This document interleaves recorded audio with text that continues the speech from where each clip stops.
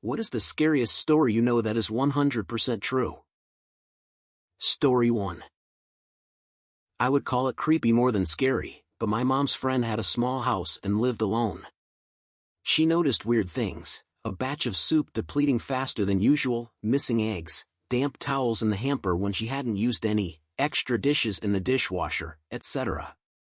This went on for months. She thought she was just being forgetful. One day she heard some thumping around in her attic and went to investigate. She found some makeshift living quarters. Small radio, hot plate, sleeping bag, pillow, food wrappers, etc. She called the cops, who came to keep an eye on the place.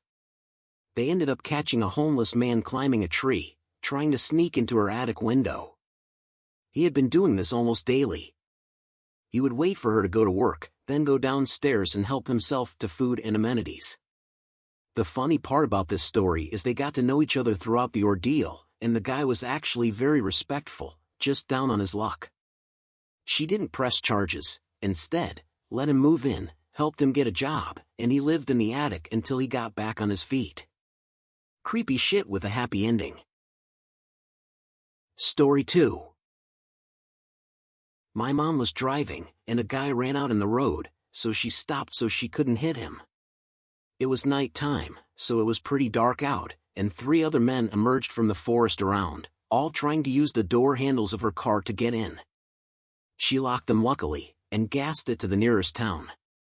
Remember to always lock your car after you start it, because if it wasn't unlocked, who knows what would have happened to her. Story 3. I once had a guy giving me too much attention in a club. I told him he was absolutely not coming home with me. He said he'd walk me to my car. I was not drinking, and I didn't know how to tell him to not do that without him flipping out, but I did have a plan. When we got to my car, he said he just wanted to sit in the car with me and talk for a bit. I said, "You're not coming home with me." I unlocked the car and got in. My car at the time didn't have central locking, so only the driver's side unlocked, and he was standing eagerly at the passenger side.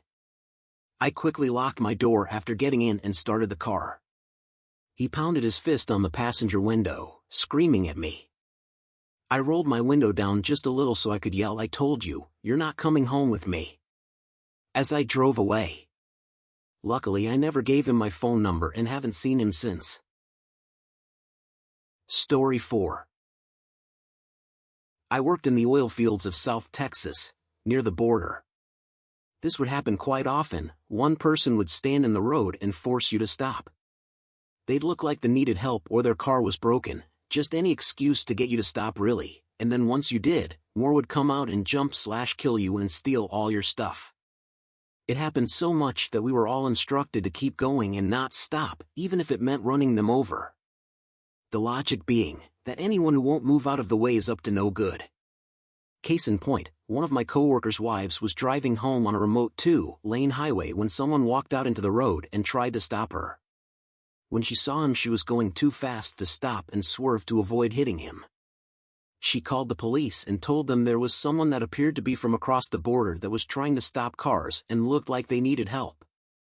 The police investigated and found the exact spot where she swerved to miss hitting the guy because there were 4 freshly run-over corpses in the ditch.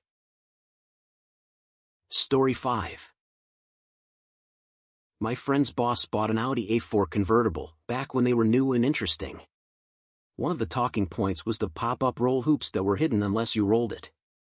A few months after buying it, he got to test those roll hoops out, as he lost control and skidded down a steep bank about 10 meters. 35 feet deep. The roll hoops did their job, and he survived with just cuts and scratches from the bushes he'd plowed through. The car ended up the right way up and he got out, walked back up the bank to the side of the road, then got on the phone to the police to report the accident. While he was standing there, a driver from a car that had seen the accident came over to speak to him. Approaching from behind, the other driver asked if he was okay. My friend's boss turned around to reply and dropped dead. His neck had been fractured, but was in one piece right up until he turned his head, when it severed his spinal cord. Story 6. Before my dad died, he once told me a story from when he was in Vietnam in the 1960s. He told me about a mission where he and one other American with 5 CIDG strikers, South Vietnamese villagers turned fighters, were tasked to emplace seismic ground sensors along a trail network deep in the jungle. He said they were about 2 days into the mission when he and 2 of the strikers split off from the main group to go watch a nearby trail intersection. He said the jungle was pretty quiet that day, just the sounds of birds and bugs and an occasional monkey. He said they had been watching the trail intersection for about 3 or 4 hours and were deciding on whether to move further down the trail or to turn back and link up with the rest of the patrol. Before leaving the cover of the brush, my dad said he checked the trail ahead of them one last time and prepared his men to move. Now here's where the story gets interesting, and he told this part with absolute dead seriousness.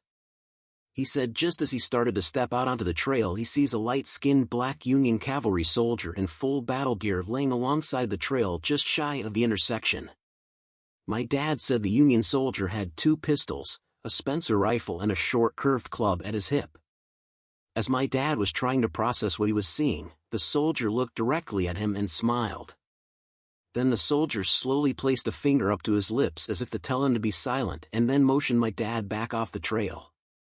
My dad said he signaled for his men to remain hidden, and he recalled that as he slipped back into the jungle on one side of the trail, the Union soldier did the same on his side of the trail. Less than 10 seconds later, he said the lead element of a group of NVA, North Vietnamese Army soldiers, walked right through the trail intersection some 30 feet away. My dad estimated that the group was comprised of some 70 to 80 soldiers equipped with automatic rifles, light machine guns and rocket-propelled grenade launchers. He has no doubt that his entire team would have been wiped out on the spot. He said as soon as the enemy soldiers had passed, he and his team beat feet out of there as fast and as quietly as they could and rejoined with the rest of the patrol. He reported the enemy soldiers his team had encountered, but decided not to say anything about the soldier he had seen. My dad kept this secret for many years, only telling me just before he passed, and earlier only telling his grandmother on her deathbed in the 1970s. He said when he told his grandmother, she smiled and without opening her eyes told him, "You saw old Red Tom." Red Tom was my great-great-grandfather. He was a half-black/half-Creek free man who was a scout for the Union Army during the Civil War and later served with the U.S. Cavalry in the American West. He was known for carrying 2 pistols, a Spencer rifle and a Creek war club into battle. Story 7. A female friend in college disappeared from a party at another university in the city town 25-ish miles north of our school.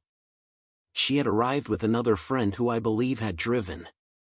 At some point she split off to play cornhole or something and was later inexplicably gone.